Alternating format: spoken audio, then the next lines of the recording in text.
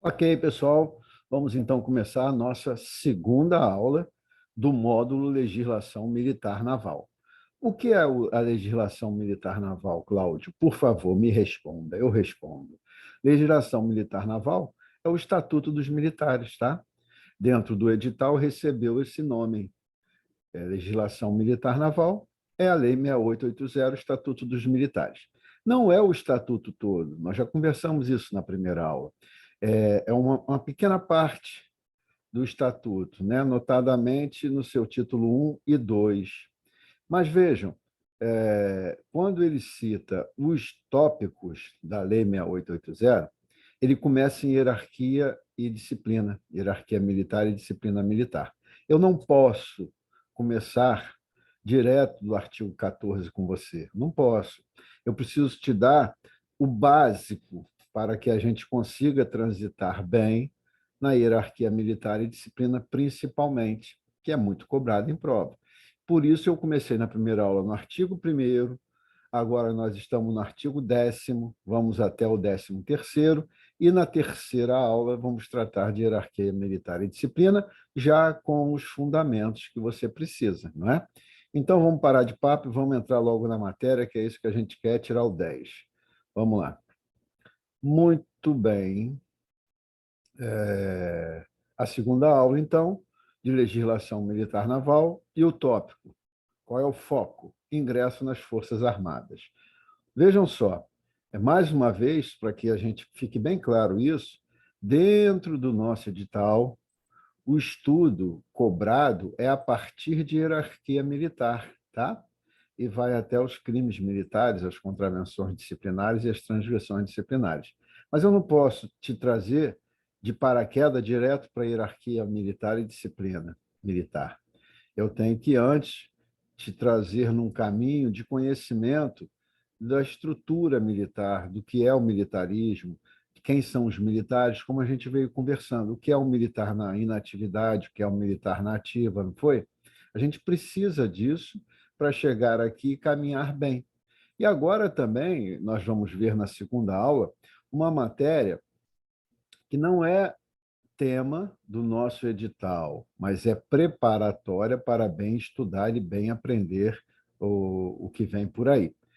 De certa forma, não é o edital na legislação militar naval, mas na organização básica da Marinha, possivelmente tudo que a gente viu até agora são dispositivos que estão contidos também na Constituição, no artigo 142. Então, já te serve de base de estudo para a matéria disciplina Organização Básica da Marinha, tá? Nada que é perdido. Não trabalhamos assim. Vamos lá. Artigo 10º, então, iniciando o ingresso. Vejam, o artigo 10º ele é bem pequenininho, mas ele tem tantos dispositivos interessantes para se extrair pergunta, e é esse o meu foco, né? Eu trabalho com concurso, eu sempre busco extrair pergunta do texto. Aqui você tem pelo menos umas 3 perguntas nesse artigo 10º. E vejam só que interessante. O ingresso nas Forças Armadas é o texto. O ingresso nas Forças Armadas é facultado mediante, vou te dizer os 3 portais de ingresso. Só existem 3 portais de ingresso nas Forças Armadas. Só existem 3 portas, só existem 3 passagens para eu entrar às Forças Armadas, tá bom? Só existem esses 3. Outros institutos que vocês vão ouvir por aí são formas de convidar o cidadão a entrar nas Forças Armadas. Uma vez que ele concorde com o convite, se for possível concordar ou não, porque tem convites que você não pode concordar, como, por exemplo, mobilização. Mobilização você não pode negar, não é? Muito bem, em caso de guerra, em que o país precisa daquele cidadão, ele não pode negar. Poder pode, mas não deve, né? Mas estaria incorrendo em crime. Mas o, existem vários convites, como eu falei. Porém, a forma de ingresso são somente 3. Essas 3 formas, eu faço um acrônimo aqui, ó. Não costumo te ensinar macetes assim, nem musiquinha. Não sou desse tipo, não, tá, gente?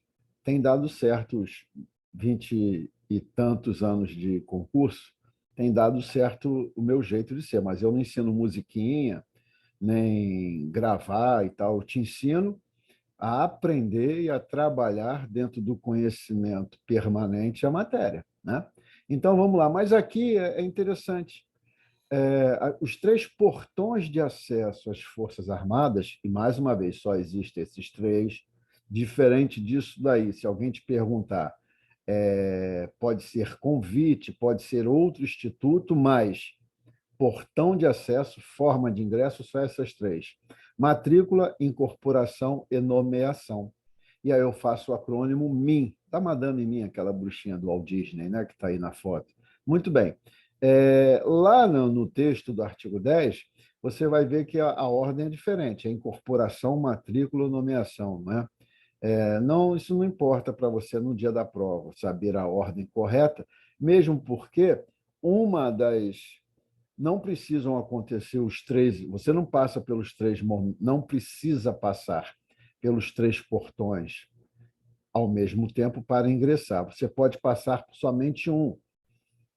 Por exemplo, o menino, ao fazer 19 anos, que incorpora as Forças Armadas, ele entra nas Forças Armadas pelo portão incorporação, somente esse. Digamos que você fez a prova para uma academia militar, para uma escola de especialista militar, e aí você vai incorporar e se matricular na escola. Vejam, passou por dois portões. Se você passou por uma escola de formação já em que você já entra oficial, né? Existem escola de dentista, de médico, de quadros de carreira, mas que não são os de academia, né? Você ingressa já nomeado oficial. Então, o seu ingresso é pela nomeação e pela matrícula ao mesmo tempo. Interessante, né? Então, vejam, um não exclui o outro. E dois ou mais poderão aparecer ao mesmo tempo, mas só existem esses portões: matrícula, incorporação e nomeação. Primeiro ponto. Aí segue o texto. Olha outra pergunta interessante. É facultado a todos os brasileiros faz um recorte aqui, a todos os brasileiros, eu quero que você marque essa expressão na sua apostila, na sua lei 6880, faça uma setinha e escreva assim: ver o artigo 5º, parágrafo 2º. Sabe o que fala o artigo 5º, parágrafo 2º? Nós já estudamos ele.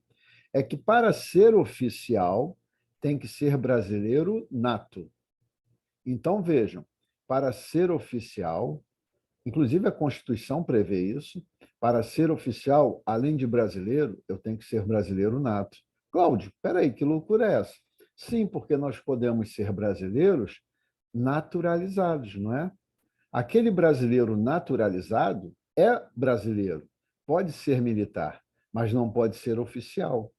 Então, vocês vão aprender na terceira aula que existe um recorte, uma linha imaginária que divide a carreira militar em praças e oficiais, tá bom?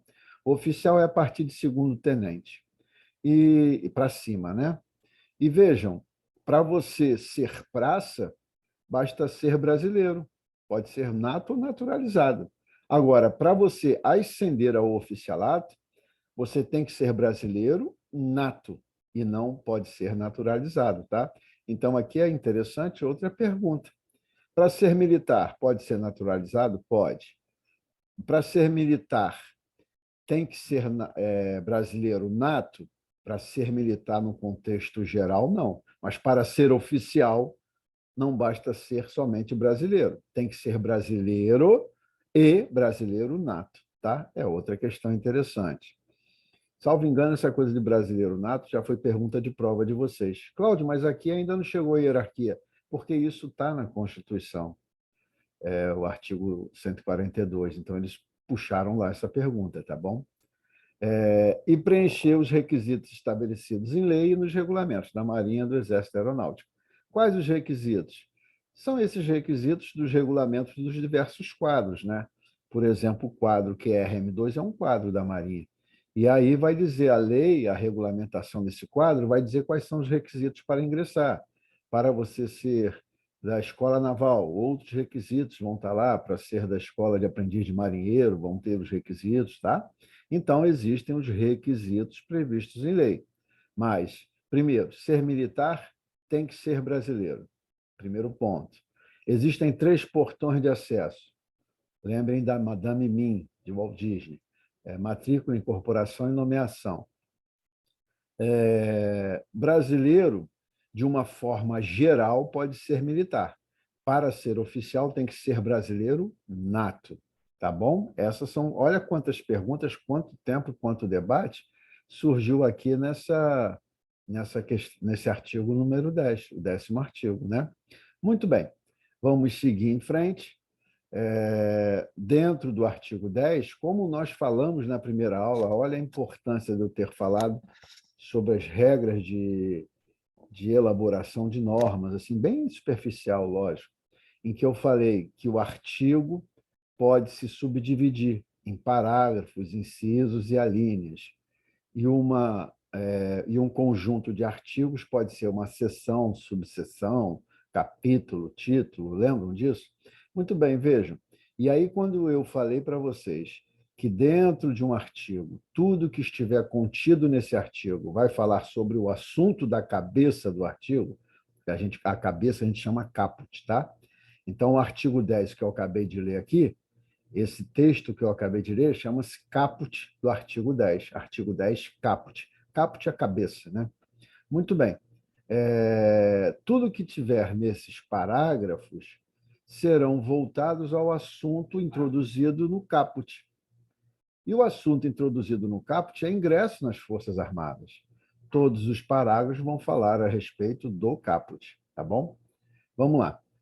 Parágrafo 1º. Quando houver conveniência, ou seja, interesse das forças para o serviço de qualquer das Forças Armadas, ou seja, quando as Forças Armadas, uma Força Armada, qualquer que seja, tenha interesse numa determinada expertise, numa determinada mão de obra, é isso que ele está dizendo. Conveniência é esse interesse. Para o serviço de qualquer das Forças Armadas, o brasileiro possuidor de reconhecida competência técnico-profissional ou de notória cultura científica poderá, mediante sua aquiescência e proposta do ministro da força interessada, ser incluído nos quadros ou corpos de reserva e convocado para o serviço ativo em caráter transitório, ou seja, temporário. Sobre essa expressão que está aqui, ó, proposta do ministro da força interessada, deixa eu te fazer uma explicação, e são várias as explicações que a gente tem que contextualizar. Nós estamos numa norma de 1980. Com a lei complementar que a gente vai estudar, que reestruturou, que reorganizou o organograma das Forças Armadas dentro da estrutura governamental, se extinguiu a figura de ministro de Força Armada, se introduziu a figura no lugar de comandante das Forças Armadas. Então, nós temos hoje comandante da Marinha, comandante do Exército, comandante da Aeronáutica. Todo o texto anterior à lei complementar que nós vamos estudar, que citava essa expressão, ministro da Força Armada, ministro da Aeronáutica, ministro do Exército, ministro da Marinha, ministro da Força Singular, você deleta e entenda, troque comandante da Força Armada tal, ou comandante de uma das Forças Armadas, como é o caso aqui, tá? Então, vamos voltar para o texto. Quando houver conveniência para o serviço de qualquer das Forças Armadas, o brasileiro, possuidor de reconhecida competência técnico-profissional ou de notória cultura científica, poderá, mediante sua concordância, a pessoa que foi convidada tem que concordar, e proposta do ministro da Força Interessada, agora então comandante da Força Interessada, ser incluído nos quadros de reserva e convocado para o serviço ativo em caráter transitório. O que é essa reconhecida competência técnico-profissional ou notória cultura científica? É justamente a expertise que aquela Força Armada quer trazer para seu contexto profissional.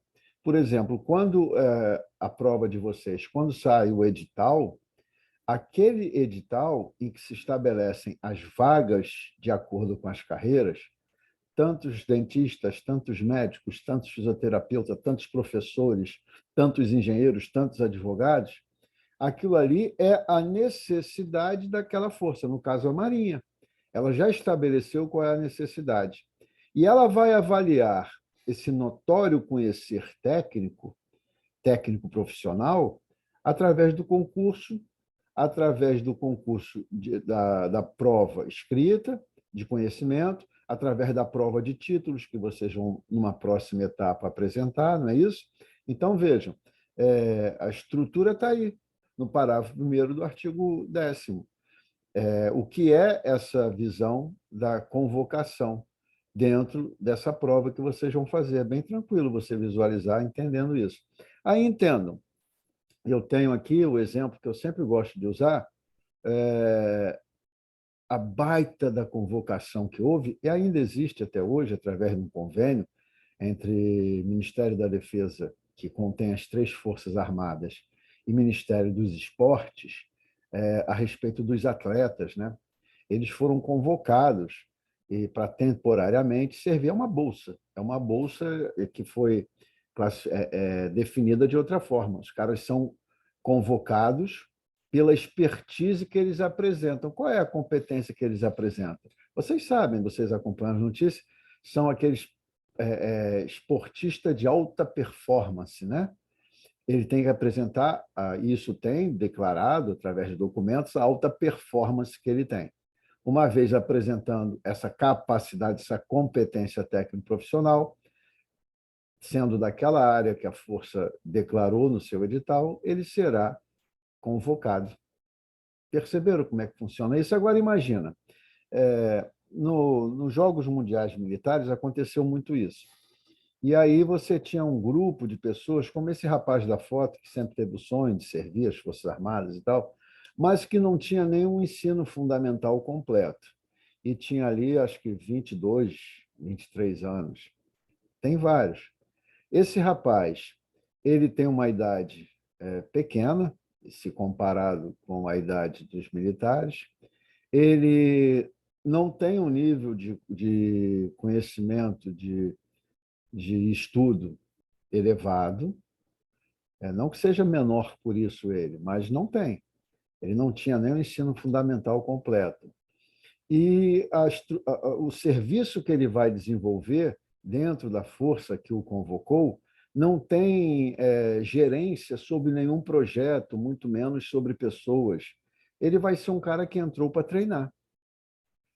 Vejam, pela idade, pelo nível de ensino e pela responsabilidade a ser desenvolvida na sua atividade militar, você vai dizer qual o nível hierárquico ele será enquadrado. Entenderam qual é a lógica? É o que fala o parágrafo 2º. A inclusão, nos termos do parágrafo anterior, parágrafo 1º, será feita em grau hierárquico compatível com a idade, com as atividades civis e responsabilidades que lhes serão atribuídas nas condições reguladas pelo Poder Executivo. Então, vai ter lá uma lei, um regulamento, uma norma, especificando quem tiver nível completo vai ser isso, vai ser convocado assim e tal. Por exemplo, a Marinha, ela inovou, e vocês sabem que tem o QRM3, que o cara entra como oficial superior, temporário oficial superior. E olha o que acontece. Mas qual é a ideia disso? Imagina, um cara que você exige a expertise de um doutorado, que já tem ali seus 40 e poucos anos, 50 anos, que vai desenvolver atividades voltada à coordenação de equipes de diversos outros oficiais, que vai interagir com a sociedade civil de um nível alto. Esse cara, ele, ao ser convocado, ele vai ser enquadrado, e a Marinha muito bem visualizou isso, até para ser atrativo essa posição, né? Senão ninguém vai querer. Pô, eu tenho um doutorado, vou exercer uma atividade de suma responsabilidade, vou interagir com vários órgãos e vou entrar como segundo-tenente, não desmerecendo o segundo-tenente, mas isso tem que ser compatível, né? Então, é o parágrafo 2º dá essa permissão legal para que a força regulamente dessa forma, adequar idade, nível de conhecimento científico e atividade a ser desenvolvida ao nível hierárquico que ele vai entrar. O artigo 11 ele vai dizer o seguinte, olha, além de todos os requisitos estabelecidos nas normas, além de todos os requisitos estabelecidos em normas para ingresso, o pretendente a ingressar nas Forças Armadas também deve demonstrar que não exerce e que nunca exerceu atividade prejudicial ou perigosa à segurança nacional, tá? Então, eu tenho aí, sei lá, um candidato que já foi preso exercendo tumulto público, era integrante de Black Bloc, etc. e tal. Estou citando um exemplo didático. Eu posso fazer isso na cátedra, você pode fazer isso, citar exemplos didáticos como forma de trazer uma imagem ao conhecimento. Então, eu posso fazer isso, tá? Citar movimentos como esse, Black Bloc. Então, o cara participou do Black Bloc, foi preso, lógico, tem que ser preso para você saber, condenado por isso e tal. Ele não pode ser. Mas ele tem um nível superior, ele é formado em enfermagem, ele é formado em direito, é formado em educação, pedagogo, história, etc. Ele é médico, é dentista, ele tem a formação, ele tem a idade, ele tem todos os requisitos, eu sei.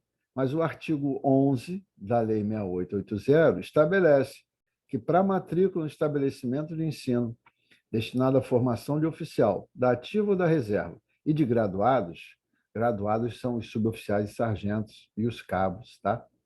Além das condições relativas à nacionalidade, lembram que para ser oficial tem que ser nato, para ser militar tem que ser brasileiro, a idade, tem um limite de idade, aptidão intelectual, conhecimento, capacidade física, vocês vão ter que demonstrar, idoneidade moral, além disso tudo, tem que ser necessário que ele apresente que nunca exerceu ou exerce ainda, né? Já pensou? Atividade prejudicial ou perigosa à segurança nacional, tá? Isso tem que ficar comprovado. Hoje em dia vai ser um texto de próprio punho que você vai informar a instituição, logicamente, com o princípio da fé, né? Nós vamos acreditar, a força vai acreditar que você está falando a verdade, até que prove ao contrário. O disposto nesse artigo sobre a nunca ter exercido atividade prejudicial à segurança nacional aplica-se também aos casos em que os concursos de ingresso exijam diploma de nível superior. Problema nenhum. Como eu lhes falei, qualquer requisito é respeitado, além de um que serve para todos os ingressos. Nunca ter exercido ou não exercer ainda atividade prejudicial à segurança nacional. Tá? Essa atividade prejudicial à segurança nacional é interessante falar, porque nós tínhamos uma lei até agora, até novembro agora, se eu não me engano, ela teve uma vacácio de 90 dias, eu tenho que ver direitinho, mas nós tínhamos a Lei de Segurança Nacional, a 7170, né, 7.170, que foi revogada. Então, quando se falava em todas as normas contra a segurança nacional, não sei o que, tu ia naquela lei. Aquela lei foi revogada. Então, esse entendimento aqui tem que ser preenchido. Aqui está em branco, né? Contra a segurança nacional. Mas o que é atividade contra a segurança nacional? Hoje, com a revogação da Lei 7170, ficou em aberto, ficou em branco, tá? Mas é importante que vocês entendam que, além de todos os requisitos, aquele que pretende entrar numa escola de formação militar deve comprovar, além de todos os requisitos, que não exerce nem nunca exerceu atividade contrária à segurança nacional. Muito que bem. Vamos ao artigo 12º, que fala, o artigo 12, que fala da convocação. Aqui ele é bem sucinto, tanto da convocação quanto da mobilização. Eles são bem sucintos, tá? Ele vai dizer que a convocação em tempo de paz é regulada por outra lei, que é a Lei do Serviço Militar, e não o Estatuto. Qual é a informação interessante aqui? Eu posso botar numa pergunta, anota aí, eu posso botar numa pergunta assim, falso ou verdadeiro? No concurso militar é muito comum usar tipo de pergunta certo, errado, falso ou verdadeiro. Marque a única correta, marque a única incorreta. Muito bem. E quando a gente chegar na fase de fazer os simulados, vocês vão ver essa dinâmica. Então, ele pode botar assim: a convocação é regulamentada pelo Estatuto dos Militares? Falso. Estatuto dos Militares fala que existe convocação, mas ele deixa bem claro que quem regulamenta é uma lei à parte.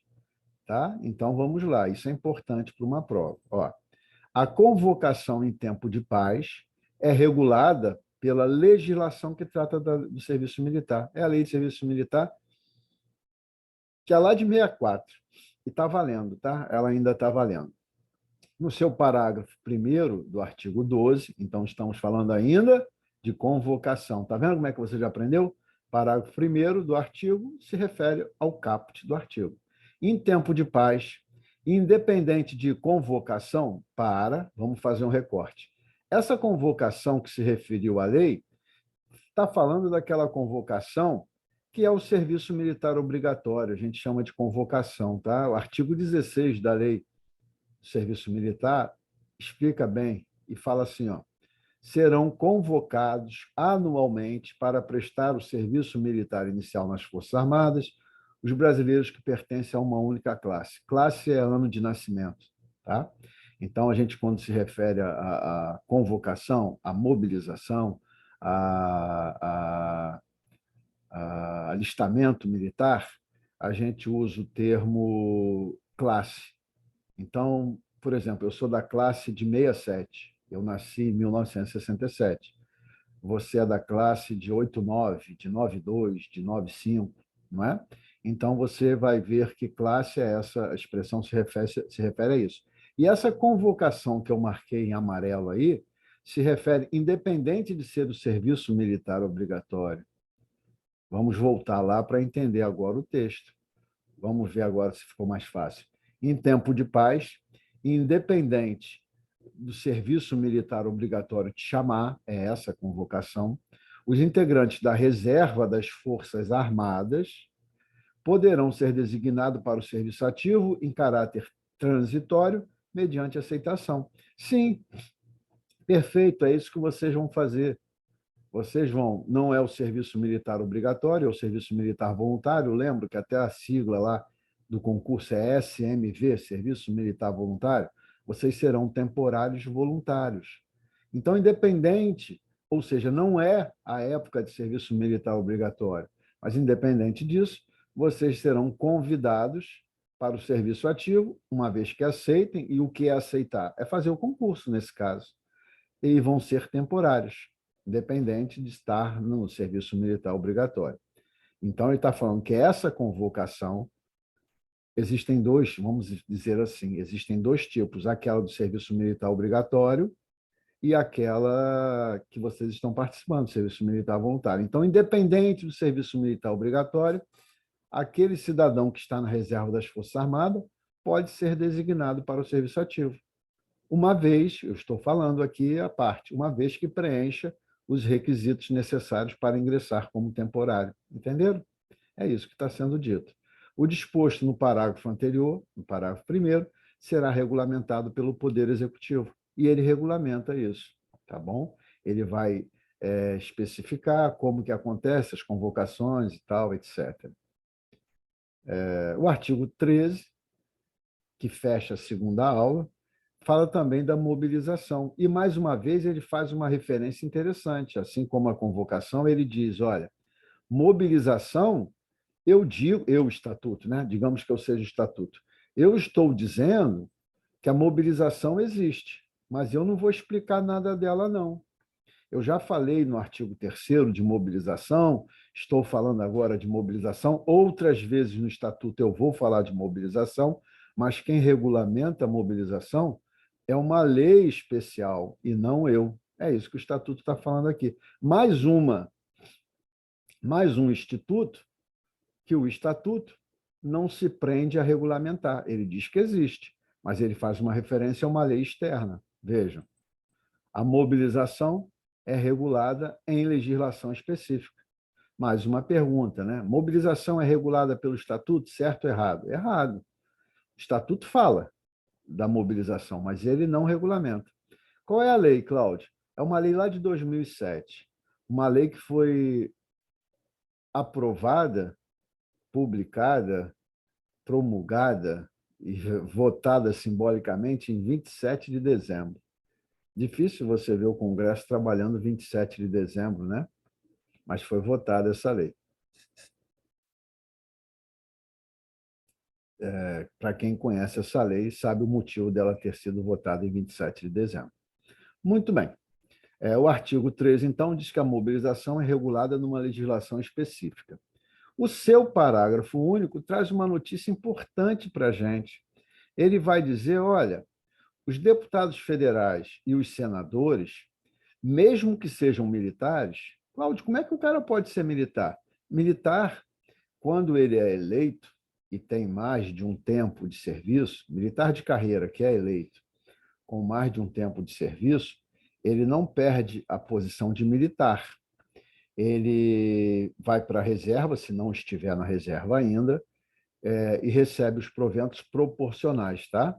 Mas ele continua com os deveres e direitos e prerrogativas de militar, tá bom? Mas também vai acumular com os direitos, deveres e prerrogativas de um parlamentar. Então, mas ele não perde o status de militar. Ele é um militar na inatividade. Se não for da reserva, passará a ser, ao ser diplomado, deputado ou senador. Então, imaginem, como eu botei aqui, nós temos esse suboficial, esse subtenente aqui, que é do Exército. E ele é da infantaria, inclusive, nobre infantaria. Ele hoje é o deputado federal, né? O deputado federal mais votado no Rio de Janeiro e tal, historicamente. E esse cara, imagina que ele, como suboficial do Exército, subtenente do Exército, ele tem uma expertise que só ele possui num determinado armamento. Aí nós vamos entrar em guerra com a Venezuela. Não sei, estou citando aqui, estou inventando aqui. Uma guerra com a Venezuela em que eu preciso dessa expertise. E aí eu vou, vejam, na guerra, mobilização você não pode nem negar. Ainda mais você sendo militar. Mas vejam o que vai ser dito pela lei. Olha, mesmo o cara sendo militar, mesmo sendo em caso de guerra, ele só poderá, se ele for deputado federal ou senador, ele só poderá ser retornado para a ativa se a Câmara respectiva ou o Senado Federal, né, ou a Câmara dos Deputados, assim permitir. Isso é uma votação da mesa, tá? Então, com o presidente e a sua mesa de presidência é que vota. Mesa de presidência da Câmara dos Deputados, mesa de presidência do Senado. Eles que vão autorizar ou não que esse cara volte para as Forças Armadas. Qualquer outro cidadão normal, as Forças Armadas, em caso de convocação, bem como de mobilização, mobilização nem se fala que é em caso de guerra, o cara não pode negar de jeito nenhum. Mas o cara sendo deputado federal ou senador, ela não pode ir lá e pegar o cara. Tem que ter a licença da Câmara respectiva, tá? Então, é o parágrafo único que vai dizer assim: a incorporação às Forças Armadas de deputado federal e senador, mesmo que sejam militares, já entenderam o porquê, e ainda que em tempo de guerra, ou seja, uma mobilização, depende da licença da Câmara respectiva. Tá? Então, a Casa Legislativa dele é que tem que permitir. Para a nossa prova, isso só se aplica a deputado federal e senador. Ah, Cláudio, deputado estadual, vereador, aí é outra história, tem uma legislação própria, não vão te perguntar no concurso, tá bom? Muito que bem, Cláudio. Isso dito, encerramos a segunda aula. Próxima aula, a terceira aula de legislação militar, é uma aula que possivelmente eu vou dividir em 2 ou 3 partes, porque ela é bem mais bem mais complexa, não complexa no sentido de difícil, talvez seja até fácil, mas ela é mais densa, né? Exige uma atenção maior, então vou dividi-la em princípio em 2 ou mesmo em 3 tópicos. Mas sai agora, toma um cafezinho, relaxa, molha o rosto e volta para assistir a terceira aula, tá bom? Um abração e até daqui a pouco.